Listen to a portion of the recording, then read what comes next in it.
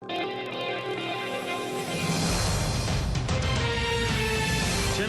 court fight over those jailhouse tapes from that missing toddler mystery. What doesn't Caylee Anthony's mom want us to hear as she sits behind bars? I got she's still okay. Her own mother's actions helped put her there after reporting that the 2-year-old disappeared. My granddaughter has been taken. She has been missing for a month.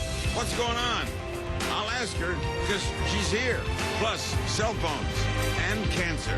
Is there a link? Are children in immediate danger? A new warning should have everybody asking, could something I use every day kill me? Put down your cell phones now and find out. Next on Larry King Live.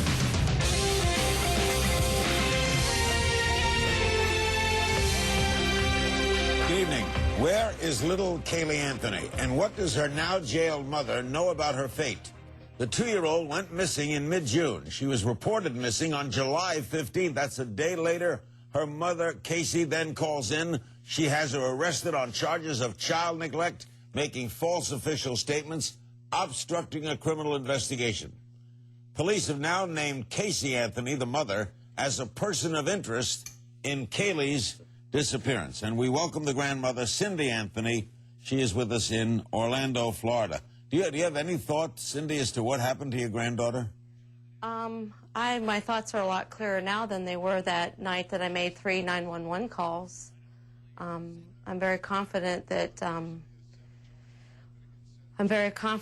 Casey will be exonerated of all charges once we find Caylee. So that's why our focus is on trying to find our granddaughter. So you feel she is definitely alive? I believe she's alive when Casey handed her off to the babysitter. At this point, I just hope to God that no one has done anything to her. Now, a little explaining. Casey and Caylee were both living with you, right? Yes, Casey's always lived at home, and Caylee was born in 2005 and has lived with us ever since. And the father, I understand, was killed? Yes, he's never been part of her life.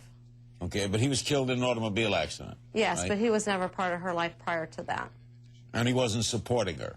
No, it was never even on the birth certificate. That was a mutual thing between Casey and the father. Why did you turn your daughter in? Little background. Casey had gone on an extended trip, kind of trying to figure out, she's 22. We were talking about when it might be the right time for her and Caylee to move out.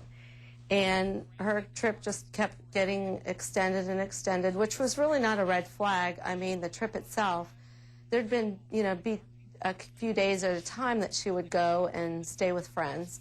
And she went from a couple different friends. And I never got a chance to speak with Caylee during that time. And I would ask Casey periodically, if she could put Caylee on the phone or whatever. And it was always a very reasonable excuse. Either she was napping or she was already in bed. Time I get home from work, sometimes in the evenings, and I'd be able to speak to my daughter, it would be time for Caylee to be napping or going to bed. I got you. So she finally comes home? Well, what happened was, to set the background right, she had told me that she had been in Jacksonville for the last week and a half. And we had gotten a notice in the mail that we had a registered letter. And we found the registered letter a few days before, but it was a weekend, so we had to go down and get it. And when we got it, my husband found out it was from a tow truck or towing company. And when we actually went down and found out that the car that she uses was not in Jacksonville, it was in Orlando, and we found out the dates, that was a huge red flag. So I started calling her friends, and I found one friend that had just seen her a few hours prior, and she took me to where Casey was at. And when I got there, there was no Caylee, so I started to feel like, what's going on? And she had told me that she was at the sitters. So we took her friend home, and her and I drove around for a while, and it was later in the evening. It was about 7:30, and that's typically when we start getting Caylee down for a nap. And Casey's response was that Caylee was probably already getting ready for bed and did not want to disrupt her. But as being a selfish grandma that I am, I wanted to see my granddaughter. So we drove around a little bit, and I tried to convince her to take me to her, and I just started getting an eerie feeling that something wasn't right in Casey's voice. I mean, I know my daughter pretty well. So you decided to, I want to, in the interest of time, you report. Let's listen to your 911 call. Make sure you do the first one first, because there was three actually. Yeah, well, you'll do the first one. Let's listen. What's your emergency? I called a little bit ago. The deputy sheriff saying I found out my granddaughter has been taken. She has been missing for a month. I told you my daughter was missing for a month. I just found her today, but I can't find my granddaughter. And she just admitted to me that she's been trying to find her herself. There's something wrong. I found my daughter's car today, and it smells like there's been a dead body in the damn car. Is your daughter there? Yes. Can I speak with her? Hello? Hello? Yes. Hi. What can you tell me what's going on a little bit?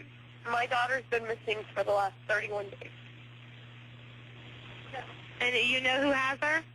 I know who has her. I've tried to contact her. I actually received a phone call today, now from a number that is no longer in service. I did get to speak to my daughter for about a minute. Yeah, why are you calling now? Why didn't you call 31 days ago? I've been looking for her and have gone through other resources to try to find her, which was stupid. That was the third call. We didn't have the first two. Cindy, are you now saying you believe your daughter, you wanted to come out, and you believe that we're going to find Caylee? Oh, I believe we're going to find Caylee if the investigation goes the right way, if the media will not just take their own spins on things. You know, I was in shock that first night. There's a lot of things. The first phone call was no panic in my voice. The second phone call, a little frustrated. The third phone call, by the time my daughter had spoken to my son and actually said that Caylee had been kidnapped, I walked in on that conversation. So the police were going to be taking their time to get to my house. So I said whatever it was to get them out there right then and there. Cindy will be coming back with us. We want to talk to a couple people about this. Casey Anthony's attorney is here as well. He'll join us after the break.